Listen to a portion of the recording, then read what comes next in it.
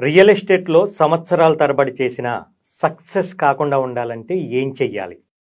Success కాకుండా ఉండటం గూడా ఒక పెద్ద టాస్కే. ఆదివారం సైట్‌కి ఎట్టి పరిస్థితుల్లో వెళ్ళకూడదు. ఏదో ఒక పనుందని లీడర్‌కి చెప్పి తప్పించుకోవాలి.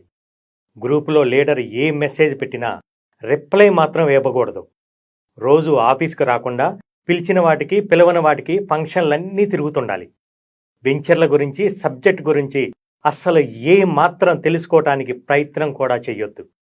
లీడర్ టీం మీటింగ్ పెడతానంటే 2-3 రోజులు ఎట్టి పరిస్థితుల్లో లీడర్ ఫోన్ ఎత్తొద్దు. కొంచెం కష్టమైనా ఇవన్నీ పాటిస్తే చాలు. ఎన్ని సంవత్సరాలు రియల్ ఎస్టేట్ చేసినా సక్సెస్ కాకుండా మేనేజ్ చేయొచ్చు. ఇవి పాటించకుండా మీరు గనక మీ లీడర్ని ఫాలో అయ్యారా, మిమ్మల్ని సక్సెస్ కాకుండా ఆపటం ఆ దేవుడి వల్ల కూడా కాదు. కొంపదీసి మీరు గాని మీ లీడర్ని ఫాలో అవుతున్నారా ఏంటి?